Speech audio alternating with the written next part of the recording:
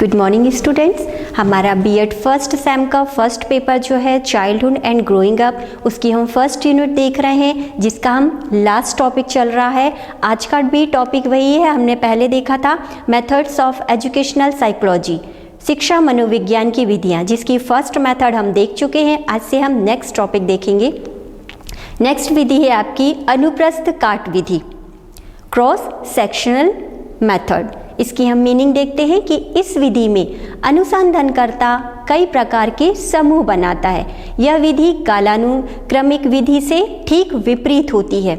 इसमें अनुसंधानकर्ता समूहों का निर्माण उम्र व सामाजिक आर्थिक स्तरों के आधार पर करता है। इन सभी समूहों का अध्ययन एक समय में एक साथ किया जाता है और व्यवहार का मापन तुलनात्मक आधार पर होता है। इस विधि में अलग अलग स्तर के व्यक्तियों या बालकों के विकास के किसी भी पक्ष के प्रभाव का अध्ययन किया जाता है। इस अध्ययन में अलग अलग आयु स्तरों के अलग अलग प्रतिनिधिपूर्ण न्यायादर्श सैंपल के समूहों को लेकर विकास का तुलनात्मक अध्ययन किया जाता है। अनुप्रस्थ काट उपागम में विभिन्न अलग अलग आयु स्तरों के अलग अलग समूहों को एक साथ लेकर उनका अध्ययन किया जाता है। इस विधि को समकालीन उपागम तथा प्रतिनिध्यात्मक उपागम भी कहा जाता है। उदाहरण के लिए हम देखते हैं कि यदि अध्ययनकर्ता को किशोर अवस्था तक के बच्चों में चिंता का अध्ययन करना है तो समकालीन उपागम के अंतर्गत विभिन्न आयु वर्ग के बालकों के प्रतिनिधित्वपूर्ण न्यायादर्शों के समूह लेकर उनकी चिंता का मापन एक साथ ही एक समय में किया जाता है। इस प्रकार आंकड़े एकत्रित करके औसत के आधार पर परिणाम निकाले जाते हैं। अब इसको हम देखते हैं कि इसके मेरिट्स क्या होते हैं, इस विधि के गुण क्या है। इस विधि में शिक्षक को लंबे समय तक समूह से सहयोग की आवश्यकता नहीं पड़ती है। इस विधि में समय कम लगता है। इस थर्ड नंबर पर है कि इस विधि पर कम खर्च होता है क्योंकि इसमें अध्ययन एक ही बार में पूरा हो जाता है।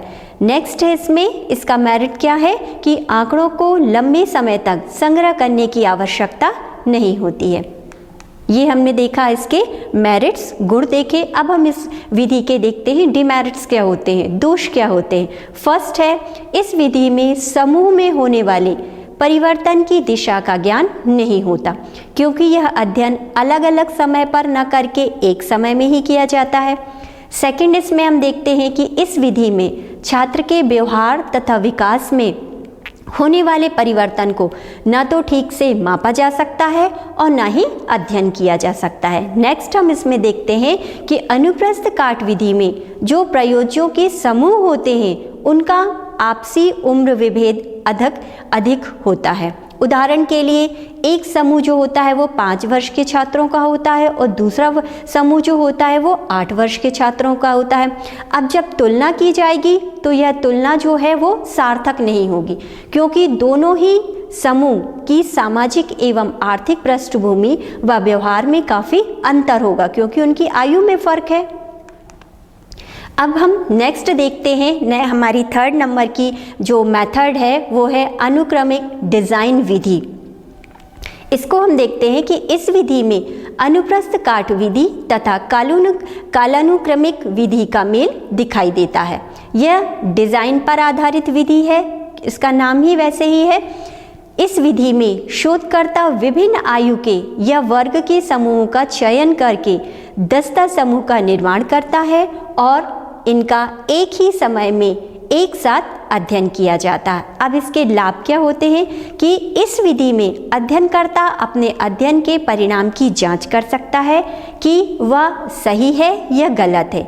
इसके लिए वह कालानुक्रमिक तथा अनुप्रस्थ काट विधि से निकाले गए निष्कर्ष की अपने परिणाम से तुलना कर सकता है। इसके दोष क्या होते हैं। फर्स्ट है यह विधि बहुत ही खर्चीली होती है। सेकंड है इस विधि में समय अधिक लगता है। थर्ड नंबर पर है इन दोषों के बावजूद भी यह विधि शिक्षा मनोविज्ञान में काफ़ी लोकप्रिय है क्योंकि यह कालानुक्रमिक विधि और अनुप्रस्थ काट विधि दोनों की ज़रूरतों को पूरा करती है। फोर्थ नंबर पर आता है हमारा 10 समूह विधि। विधि। एक ही समयावधि में जन्मे व्यक्तियों के समूह को दस्ता समूह कहा जाता है, क्योंकि उनकी एज जो होती है वो सेम होती है। इस प्रकार के अध्ययन में इन छात्रों का अध्ययन किया जाता है जो कि एक ही समयावधि में बड़े हुए हों, जो एक विशेष सांस्कृतिक व ऐतिहासिक अवस्था में से प्रभावित हुए हों। इनके फलस्वरूप छात्रों में एक दस्ता से प्राप्त परिणाम दूसरे छात्र से, जो कि दूसरे दस्ते में पहले पढ़े बड़े और विकसित हुए थे, पर लागू नहीं होता। इसे जो है वो क्रॉस पीढ़ी समस्या में भी उसमें उत्पन्न हो जाती है। अब इसके हम लाभ देखते हैं। इसका पहला लाभ यह होता है कि यह विधि बहुत खर्चीली नहीं होती है। सेकंड है, इसमें अध्ययन एक ही बार में पूरा हो जाता है। अब इसके हम दोष देखते हैं। इसके डिमेरिट्स क्या होते हैं कि यदि प्रयोज्य के समूहों का आपसी उम्र विभेद अधिक होता है तो दस्ता प्रभाव जो है वो दृष्टिगोचर होता है, दिखाई देने लगता है। नेक्स्ट है, इसमें प्रत्येक दस्ता समूह का अध्ययन लंबे समय तक किया जा सकता है। फिफ्थ नंबर पर हम देखते हैं जीवन कथा विधि, बायोग्राफिकल मेथड। किसी व्यक्ति के जीवन संबंधी घटनाओं को किसी दूसरे व्यक्ति द्वारा लिखकर प्रकट की गई रचना जीवन कथा विधि कहलाती है। इस प्रकार की जीवन कथाएं प्रसिद्ध या बड़े व्यक्तियों के लिए लिखी जाती है। इन रचनाओं में व्यक्ति विशेष के व्यक्तित्व से संबंधित समस्या जो है समस्त जानकारी जो है वो प्राप्त की जाती है। इसके अध्ययन में उसके व्यक्तित्व की परख की जा सकती है या व्यक्ति विशेष के व्यक्तित्व की छवि बनाने में काफ़ी सहायता मिलती है।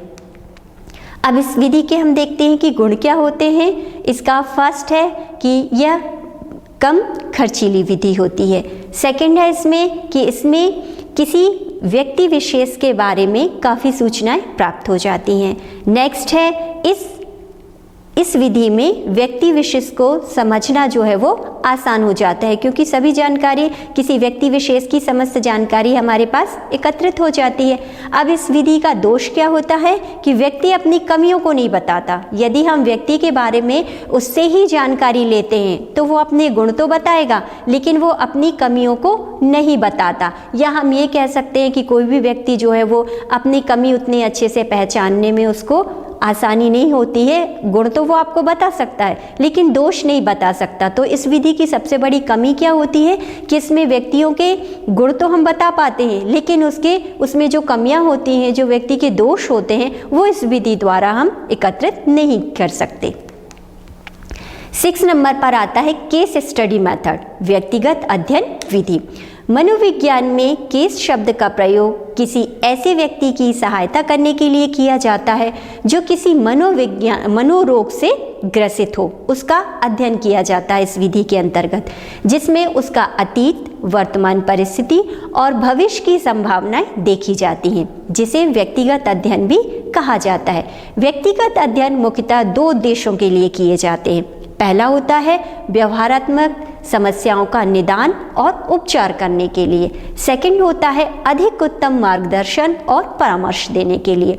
व्यक्तिगत अध्ययन को केवल समस्यात्मक या विशिष्ट बालकों तक सीमित रखने की आवश्यकता नहीं है, बल्कि एक सामान्य व्यक्ति का भी अध्ययन इसमें किया जा सकता है। लेकिन अधिक समस्याग्रस्त व्यक्तियों की सहायता पहले की जाती है। जिसे कोई प्रॉब्लम होती है उसमें उसी व्यक्ति को लेकर हम इस विधि का प्रयोग करते हैं। इस विधि में उपयोग में लाने के लिए सर्वप्रथम उस व्यक्ति विशेष के साथ आत्मीयता और घनिष्ठता बढ़ाने का प्रयास किया जाता है, ताकि वो अपने प्रॉब्लम जो है वो आपके साथ शेयर कर सके, जिसका व्यक्तिगत अध्ययन किया जाना है, क्योंकि ऐसा व्यवहार उस व्यक्ति को परामर्श एवं सहायता प्रदान करने के लिए उचित रहता है। हमें उसके संपूर्ण परिप्रेक्ष्य में उसके व्यवहार को परखना होता है। इस प्रकार का अध्ययन बहुत ही गंभीर और गहन होता है। इसके लिए एक विशेष प्रकार का प्रारूप भी प्रयोग में लाया जाता है, जिससे कार्य में विश्वसनीयता बने रहने में सहायता मिलती है। अब इस विधि के गुण क्या होते हैं? इस अध्ययन विधि द्वारा ऐसी कई बातों का पता लगाया जा सकता है जिनका किसी अन्य व्यवहार जांच विधि द्वारा पता नहीं लगाया जा सका था। नेक्स्ट नंबर पर है कि इस विधि के प्रयोग से व्यवहार एवं उसके कारणों की तह तक जाना संभव हो सकता है। नेक्स्ट है इस विधि के अध्ययन का क्षेत्र जो होता है वो काफ़ी विस्तृत होता है। नेक्स्ट है परिणाम विश्वसनीय तथा यथार्थ सिद्ध होते हैं। इसके दोष क्या होते हैं? फर्स्ट है अध्ययनकर्ता को काफ़ी कठिनाई का सामना करना पड़ता है। नेक्स्ट है इस विधि का प्रयोग क्षेत्र जो होता है वो काफ़ी सीमित होता है। फिर नेक्स्ट नंबर पर हम देखते हैं कि व्यक्तिगत सूचनाएं एकत्रित करना इतना आसान नहीं होता। नेक्स्ट है कि विशेष प्रशिक्षण की आवश्यकता होती है कि किसी को आप कोई ऐसे क्वेश्चन ना कर दें कि जिससे सामने वाला व्यक्ति जो है वो हर्ट हो जाए। तो इसमें विशेष प्रशिक्षण की आवश्यकता होती है कि आप उसके बारे में सब जान भी सकें, लेकिन उसे किसी बात का दुख नहीं होना चाहिए। कई कमियों के बावजूद व्यक्तियों को उसके संपूर्ण रूप में जानने, समझने और उसके व्यवहार संबंधी मूल कारणों का पता लगाने में इस विधि का कोई मुकाबला नहीं है। यह विधि सर्वोत्तम मानी जाती है।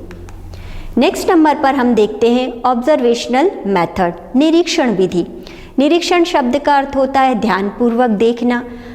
हम किसी व्यक्ति के व्यवहार, आचरण, क्रियाओं, प्रतिक्रियाओं आदि को ध्यानपूर्वक देखकर उसकी मानसिक दशा का अनुमान लगा सकते हैं। उदाहरण के लिए यदि कोई व्यक्ति ज़ोर ज़ोर से बोल रहा है, उसकी आंखें लाल दिखाई दे रही हैं, तो हम आसानी से कह सकते हैं कि वो व्यक्ति क्रोधित हो रहा है या वो व्यक्ति गुस्सा कर रहा है। निरीक्षण दो प्रकार का होता है। पहला होता है औपचारिक निरीक्षण, दूसरा होता है अनौपचारिक निरीक्षण। औपचारिक निरीक्षण नियंत्रित दशाओं में और अनौपचारिक निरीक्षण जो है वो अनियंत्रित दशाओं में किया जाता है। गुडे तथा हार्ट के अनुसार इन्होंने इसकी परिभाषा दी है इस विधि की कि विज्ञान निरीक्षण में विज्ञान जो है वो निरीक्षण से प्रारंभ होता है और अपने तथ्यों की पुष्टि के लिए अंत में निरीक्षण का सहारा लेता है। मॉसर के अनुसार उन्होंने इसकी परिभाषा दी है कि निरीक्षण को उचित रूप से वैज्ञानिक पूछताछ की श्रेष्ठ कहा जा सकता है। ठोस अर्थ में निरीक्षण में कानों और वाणी की अपेक्षा नेत्रों का उपयोग ज़्यादा किया जाता है।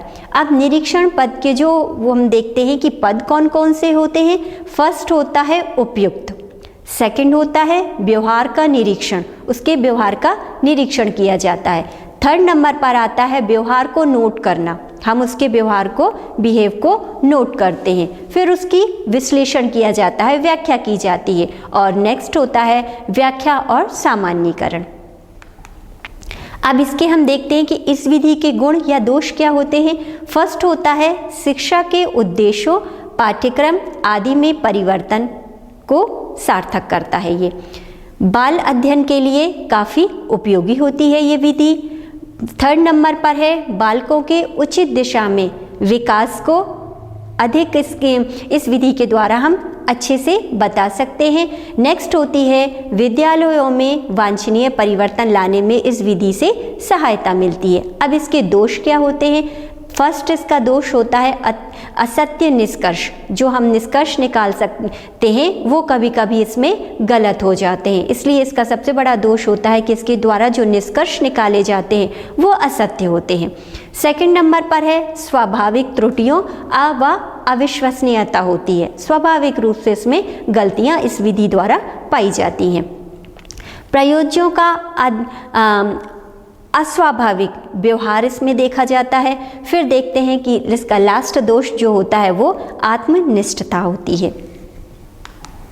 इसके साथ ही हमारा फर्स्ट यूनिट का फर्स्ट पेपर का फर्स्ट यूनिट आज यहाँ कंप्लीट होती है। Thanks for watching. Thank you.